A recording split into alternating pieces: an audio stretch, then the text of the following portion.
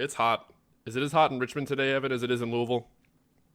Yes, it's 91 degrees. So, I and I, I bet it's hot where our guest is too. I, So, I walked out into the garage to get this beer to open for this thing, and it was sweltering. I'll take it over the snow though. So, no Oh yeah, complaints here. 100%, 100%. No complaints. We're actually back on kind of a good schedule at this point. We've done, I think we're barely two weeks Hey past the yo, last one with Tim Fairbanks. Like we're kind of drum corps in swing. I'm excited for that season to get started. Just seeing little clips on competitive. Instagram from Yeah, spring training, and everyone's moved in. It's going to be great. first We'll be talking. competitive DCI in 3 years. Was 2019 the last Yeah, one? 19 was the 19. last Boom. competitive season. I'm stoked, but Been a we'll get minute. into all that over the next few months as footage comes out and we talk to guests about it, all that good stuff. But welcome everyone to the Aged Out Podcast. I'm one of your hosts, Mike Fantini, and with me as always is. Evan Worrell. And before we get into today's guest, make sure you head over to LoneStarPercussion.com, use the discount code AgedOut, save yourself $10 on any order of $50 or more. Take care of all that summer band camp equipment you need to grab, replace stuff, all that good stuff. Everybody wins. If you're on podcast services, head over to YouTube, check out the other content we put out, reaction videos, clips from the podcast, all that good stuff. And then if you're on YouTube services, of course, feel free, hit us up on Spotify. We're on all major podcast services, and I'm out of breath now, so I think I hit it all. I'll let you take it, Evan, and we'll get into this thing. Nailed it. So yeah, joining us from, I believe, South Carolina, a gentleman who is highly regarded in the educational world, arranging, teaching, and also highly regarded in the WGI adjudicating world, Mr. Omar Carmenates. Thanks for joining us, dude. Yeah, thanks. Glad to be here. You're in Greenville, South Carolina, right? That is right. Right at the corner where North Carolina, South Carolina, Georgia, and Tennessee meet. Is that very close to Asheville? Yeah, 45 minutes. Dude, I love Asheville. I love Asheville. The food. Sierra Nevada. Oh, their I was just bottling. about to say. Yeah, that's my favorite place to go. There you go. Strike up the Yeah. inspiration. Mm-hmm. Exactly. So yeah, man, tell us a little bit about yourself, kind of how you ended up in South Carolina, and a few of the highlights along the way. Yeah, so let's see. I'll go reverse order academically and then chronologically through my pageantry years. I think that just works easiest that way. Yeah. I'm currently the director of percussion studies at Furman University here in Greenville. That's a private liberal arts university. Have a studio of about 15 students, and do all the things with running a college percussion studio. Been here I'm starting my 15th year next year, so been here a bit. Before that, I got my doctorate in percussion performance at Florida State. Got my master's in performance at North Texas, undergrad in music ed at UCF.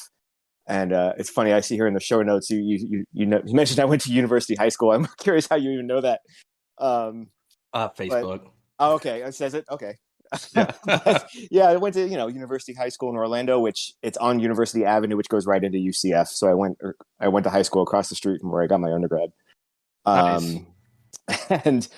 And then basically pageantry wise, I started my first year of drum corps was 1997 with the Magic of Orlando.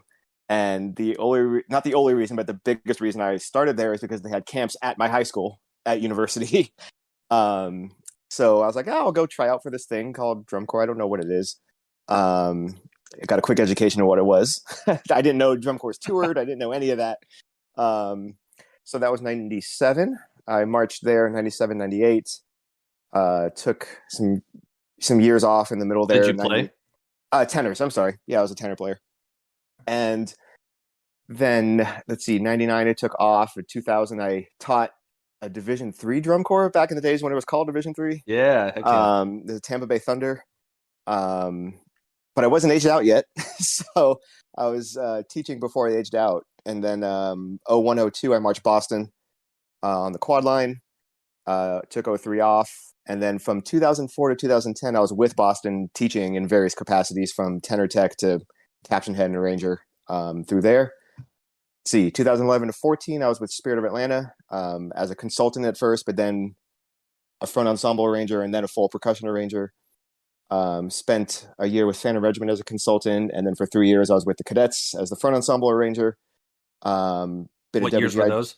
Oh, Uh, Ooh, on the spot. Or what shows were they? Maybe that'd be easier to oh remember. no, it's 2017 to 19. So Okay. The Bernstein year, the Yeah. the zebra cake year, and the and Zebra the bridge. cake. Yeah, and the bridge. The 2019, the last season we all had, as you all mentioned, the bridges with the Yeah. bridges. Mm-hmm. I love that they leaned into the zebra pants, zebra cake thing. They're just like, Yeah. yeah, we'll just rock it. We'll go with it. I don't remember this went public, but Little Debbie sent us zebra cakes. Dude, That's awesome. Finals week. That's It was incredible. yeah, that is awesome. it was pretty funny. I bet with the Bernstein arranging, that was quite, I don't know, tedious because they're pretty particular about their arrangements. Yeah, we had to go back and we had to send them like quote unquote completed arrangements like in October Wow. to approve. Of course, they were sketches at that point, so we had to send that to get approved. And yeah, there was a lot of back and forth that year with the estate. And then, not to mention that just the mass was so long, just sort of piecing through it to figure out what we're going to play. It's pretty crazy too. But yeah, so that's 2017, 18, 19. I am very happily marching with the Couchmen this summer. I'm going to be enjoying a summer at home. Join the club. Yeah, this will be my first year in a very long time spectating, so I'm very excited for that. And I've been a WGI Judge since 2013, I believe. Awesome. Yeah, the Couchman gig is really awesome. I always tell recent age outs, like, there's probably a little bit of time when you first age out, you're like, man, I'm going to miss it so much. Can't believe. But then when you just watch it, you're like, yeah, I don't miss it that much. I like being on this side now. I'm good. Exactly. Yep, I'm good.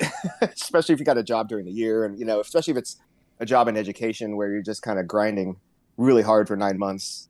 You kind of need that time, Time for the next wave of students. Yep. Right. So I mentioned this prior to starting our recording, but I heard a small tidbit from a friend of mine who said that you either used to or still don't, but like when you are writing in Sibelius or Finale or whatever your cup of tea is, they have the playback feature, but you don't ever use that. Is that accurate? Yeah, it's actually muted. I don't listen. In fact, if I had if I'm in a place where I can do this, which is most places, I actually write on paper first. Dude, Nice. Yeah, and it's not anything that anybody would understand what it is. I write in hieroglyphs or whatever, chord changes, chord symbols. I might draw just what looks like a scale with an up arrow going, this scale needs to go up. Or I might draw like a rudiment and say some of this. But yeah, I think for me, I don't know, I talk fast, I move fast, and like if I don't get my ideas down fast, they go away. That makes sense. Yeah. So I just got to do whatever I can to get it down on paper as fast as I can, and then I go back, and then put into Sibelius those sort of really fleshed out ideas.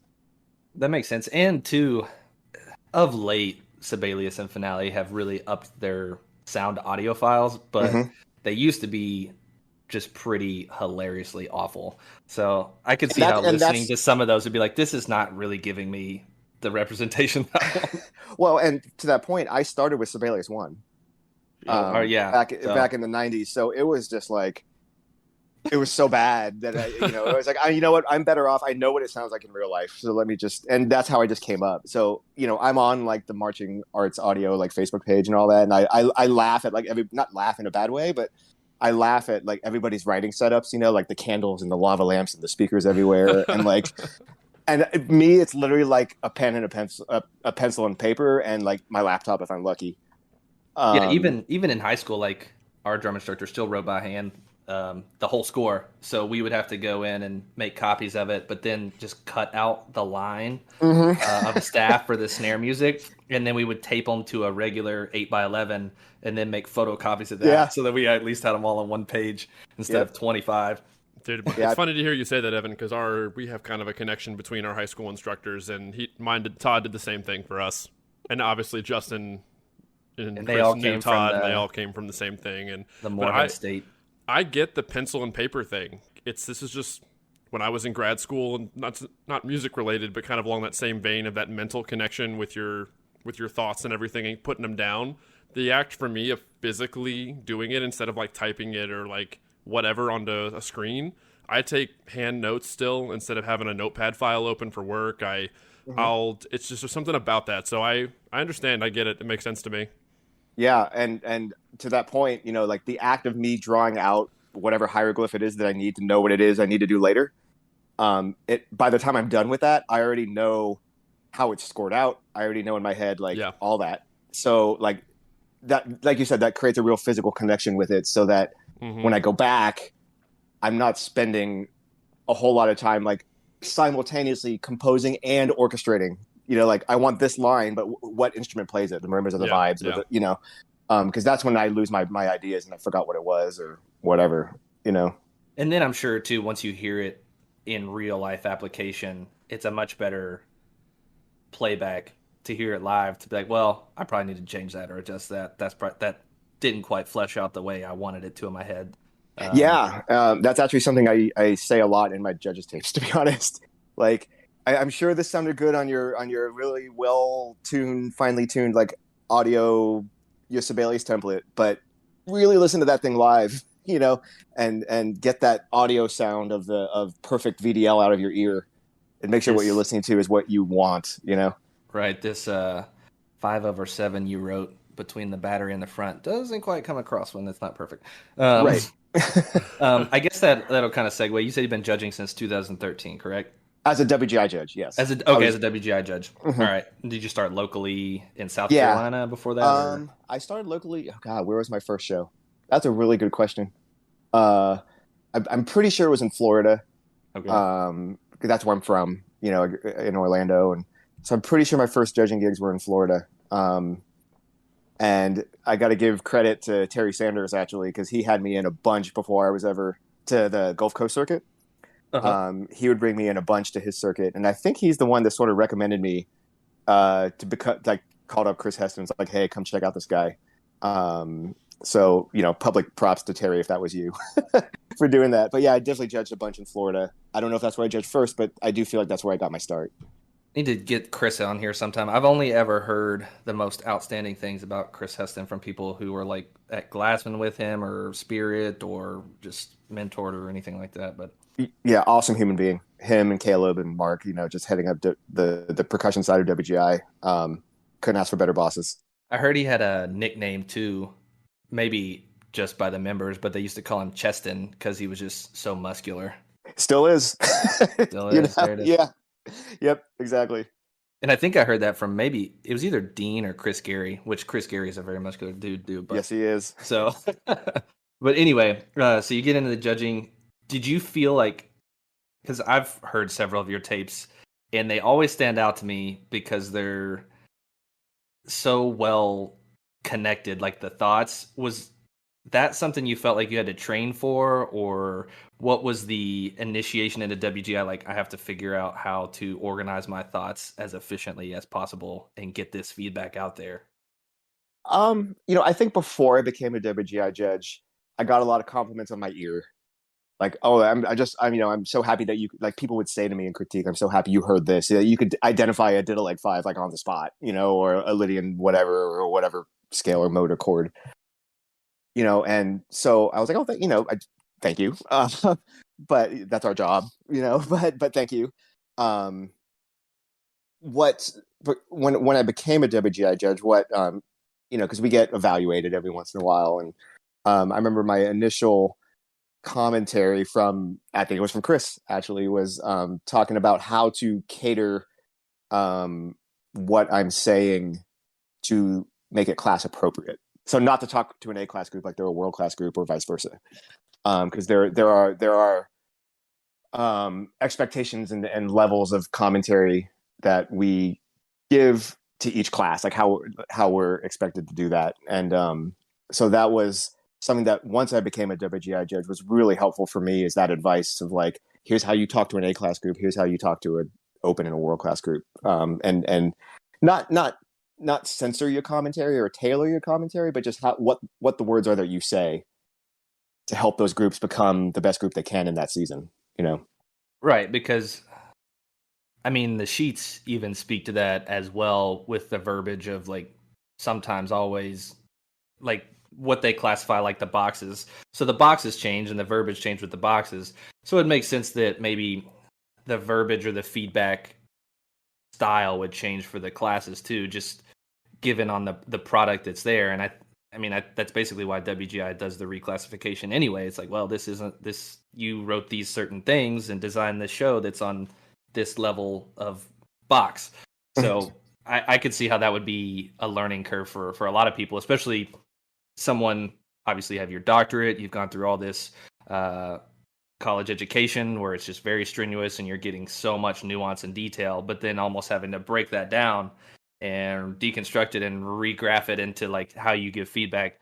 That I could see that being a pretty big challenge for me, just when I watch some of these reaction videos and I'm just sitting there analyzing the crap out of it. Actually, Right. somebody, Well, it's basically what I think about is whichever group I'm judging, whatever class they're in. How do I tailor what I'm saying, how do I tailor how I'm saying what I need to say for the students? Because I'm going to assume that the parents are going to hear this, that the students are going to hear this, and the instructors, not just the instructors. So how can I make sure? Heck, I wouldn't be surprised if administration hears it one day. You know what? Like, who knows?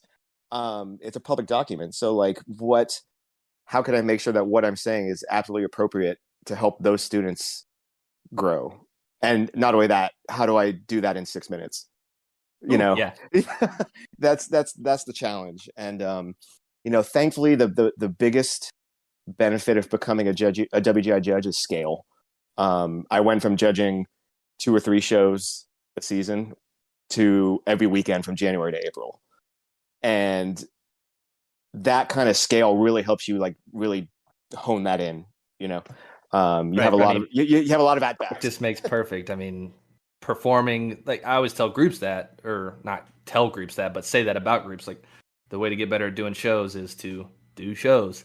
The way to get better at judging is to judge shows. So that makes sense. Mm-hmm. I feel like every aspect of the activity embodies that whole mentality. Whether you're a that performer, an instructor, a judge, like it's literally just that think falls about in the right line things, with the practice. the 10,000 hours thing. Yeah, it just goes right in line with that.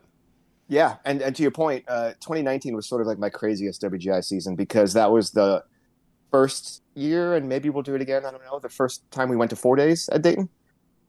Right. The season, the show started on Wednesday instead of Thursday. Right. And I got called in last minute. A judge had a travel issue or something, whatever. I had to suddenly jump on Independent A prelims, and then do my prelim semifinals after that. And I was pretty tired, but because of that, when Dayton was over on the plane home, I was curious. I just went back and I counted because I keep all my tote sheets for the season. Like I just went back and counted how many performances I judged, and it was like 424 shows between January and April. Yeah. I mean, granted, like 120 of them were at Dayton, so whatever. This year was a little more. It was more in like the 240s, so that was a little more normal. But yeah, that year I just happened to be out like every weekend doing big shows with like 30, 40 groups, and it just kind of built up. So yeah, you get a lot of at-bats, and you get a lot of chances to, improve yourself, improve your craft as a judge. So that's, I know it's weird. Like once I became a judge, a WGI judge, I finally got my training, but that's kind of what it felt like, Speaking of a lot of at-bats, using that analogy, you get a lot of at-bats in one day, and you kind of alluded to it that 120 of those shows were just WGI Finals week. Like when you're judging 29 shows in a row, like if you're on prelims, that's got to be like I don't want to use a negative term like a slog, but it's just takes a lot of mental fortitude. Like you had to build your chops, I'm assuming, to be able to like go through that many shows, keep everything straight. They break it up into 2 blocks, but at the same time, like that's always blown my mind how judges that do prelims, I think they've got the tallest order of the week. The hardest one, the absolute, like whenever our assignments come out, which is usually like midnight after SCPA is done, because they're always the last one. When we get our assignments, the shortest straw is independent world prelims. And particularly this year, because what was the number? There were 29. Pretty sure there were 29. Yeah, and I drew that straw. And the trick is that in independent world is they're all great. You know, they're all Yeah. playing a ton of stuff, and your lowest number might be an 81. So you've got 29 numbers and 29 groups. Here we go. How do you manage your spreads? How do you manage, especially when captions are flip-flopping and, like how do you manage that and make sure that the right what was it this year, like 21, like the right 21 groups advance in your caption. Yeah, I think it's the top 20 go to semifinals. 20 and then 15 on finals. Yeah. And then 15. Yep. So yeah, really like those 20 kind of get a second shot, second and third. Well, yeah, really a second and third shot if you make finals, but the pressure to get at least for sure the top 20 right, because 9 people are going home. So Right. Well, and the hardest part about that is prelims. It's unseeded. Right. Yes, exactly. So the first group could win. So on that note, yeah, are there ways? I know that they do allow for judges to like go back and change scores. Is it up to a certain amount of groups prior, like 4 or 5 or something like that, to like get your bearing on the contest? Like, all right, I've seen 5 groups. I kind of have a little bit better of an understanding now where I need to put my spreads and where I need to put my scores to help you guys get it right. So back in the day where we wrote our sheets on paper, our numbers on paper, we did not get our numbers back at all. So you just number what it was. A runner came and picked it up and sent it, right? In the early days of going digital, which is right around the time I really started getting into it, people asked you to we had to do, I remember having to like sign a sheet and do the digital thing, like when it was on a Google sheet. Now with Competition Suite, we can change our numbers from the first group till like 10 minutes after the last group. So okay. I am always adjusting. I mean, I think that makes the most sense because the ultimate goal is to get the order right and the spreads as close as you can. Yes. The more like IW is the hardest because, like I said, everybody is an 80 or above, probably, right? I mean, or close. So like, if you felt like one group was 4/10 better than another, you kind of don't have those 4/10. You can really pigeonhole yourself pretty easily. Yeah. So how do you show what order the group's in and what order the groups are in your sub captions, but also tell the story of how far apart one group is from another accurately? How do you do that with 29 groups on the last couple days of the season? That's the hardest thing. Early on in the season, it's a little easier because you got some more leeway. Shows might be, one group may come in with like 4 minutes of music, another may come in with 2. There's a little leeway there, but when everyone's like firing on all cylinders, it's really a challenge.